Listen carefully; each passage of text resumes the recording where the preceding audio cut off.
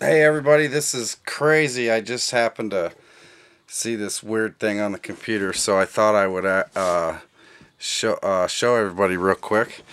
So it's not really gonna mean anything to anybody else. So I don't know if I'll actually upload this or what. But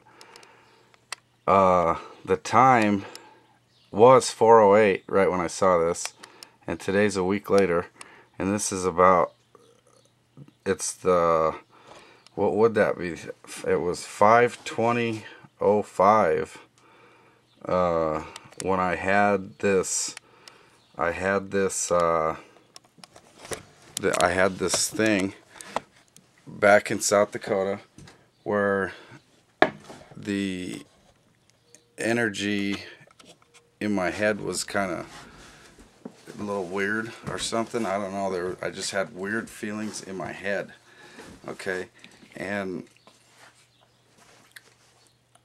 I saw the movie Thrive today, just today earlier, and I had the feelings that I was getting in my head were similar to this three-dimensional energetic shape type thing, which is called a Torus.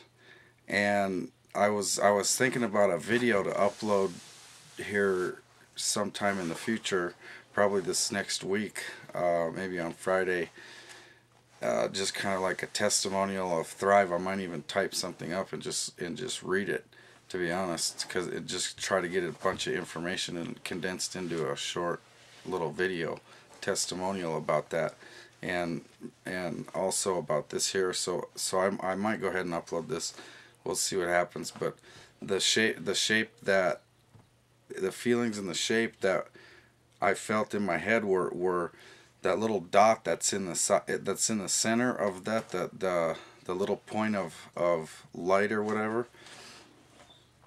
I felt that that's where my thoughts there were coming from. Basically, the little voice that's inside everyone's head, that when you have a conscious thought, that when you think about, uh, like if you're gonna rehearse on what you're gonna say, or something like that. Like if you're like, this video wasn't rehearsed at all. I just grabbed the camera and I tried to capture the 4:08, but it was 4:09.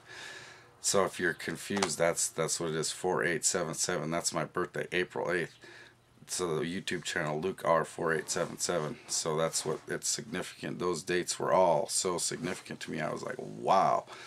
And they're still just staring right there at me on the screen.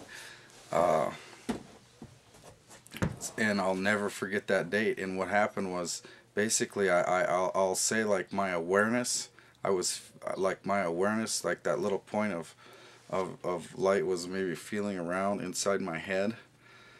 Uh, and this was after I had been meditating on different things in the Bible, like John, the book of John. Just start, like, I don't like the whole first chapter of John, basically. Uh, but anyway, uh, I started to get these feelings in my head, and as I started to detoxify and eat healthier, I started to get more in touch with my feelings.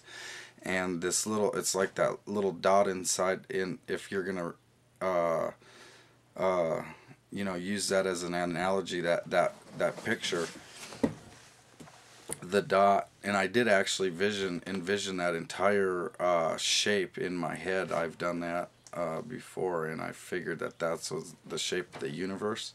But I figured that there was something significant about it, but I never actually thought about that energy field being maybe the chakra centers. Each chakra center is one of those Tauruses, and then also your entire energy field, like they were saying, is one of those Tauruses, and it centers with basically your gut, is from what their uh, pictures or holograms or whatever were showing.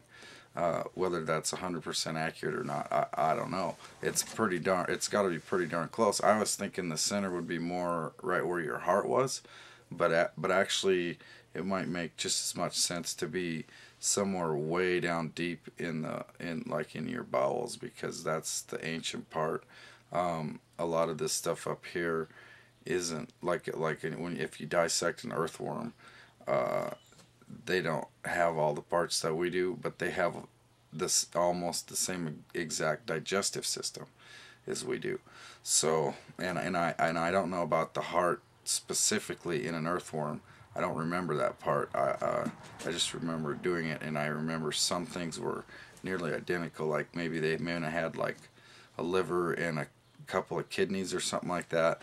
I'm not really sure about that, how that all works out. I hadn't thought about that in forever, but the shape, the torus shape, the point of this video that I still need to make is that when my awareness was moving around inside of my head, you might want to say, or it was still in the center, but there was different pulls, different, different ways, and then all of a sudden it's like I crawled through, or my awareness or whatever crawled through the tiny little dot there, and it was like a tunnel, and I had that vision that came to my head, and I was walking through my parents' living room in South Dakota, and I actually just saw a receipt. I was going through stuff today on the storage shed about, it was I think it was 525 or it might have even been 527 today, 5 or 6 years ago from today,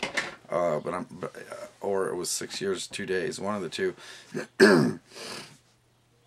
And I remembered a conversation that I had with my aunt and uncle in the seat based on the point that I'm going to make here in just a second.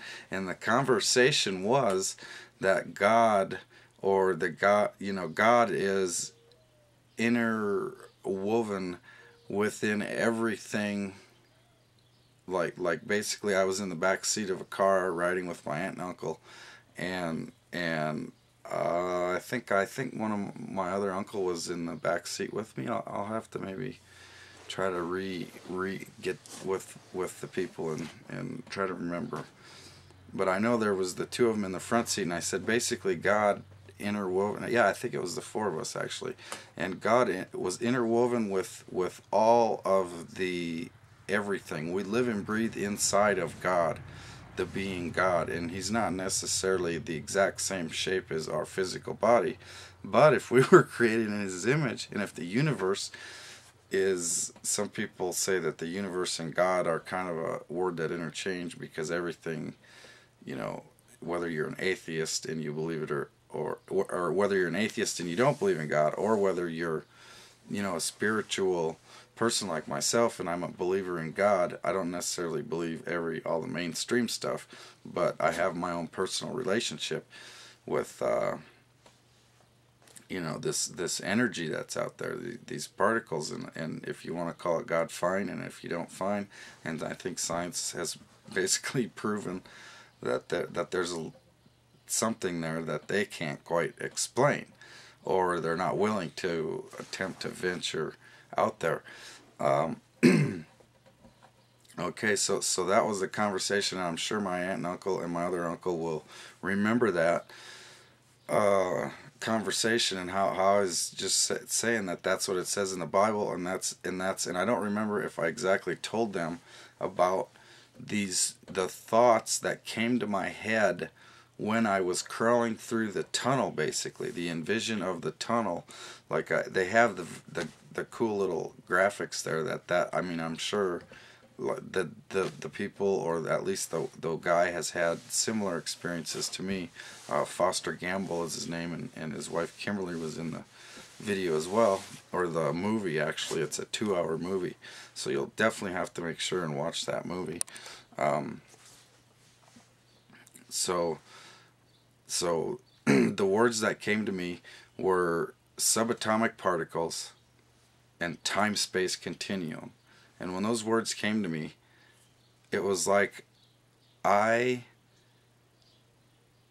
didn't necessarily think them consciously, like I'm trying to, figure out how I'm going to word something, or not word something, like if you have something. I mean, personally, I tend to rehearse a little bit in my head before I just go and charge at someone if I'm having a problem. You don't just go right out there and pick up the phone, or at least I don't. I know a lot of people do, but pick up the phone and just just ream people out right away. You know, I try to be as calm as possible and relax and maybe even vent out with other people a little bit and say, you know, try to be as fair as possible and not like a little try to get drama going or anything like that. I try to avoid it, but it doesn't seem like you can avoid it. It seems like the more you avoid it, the more it comes your way, so you have to learn to deal with it. But anyway, yeah, I guess I don't know. I kind of started rambling on there, and I don't know how I got on that tangent, but that was the point of the video, the energy field, and then the dates, and just all this stuff just came together for me, and I thought I would document it. Thank you for watching, everyone. This is Luke Rethke. It's been great. Have a great day.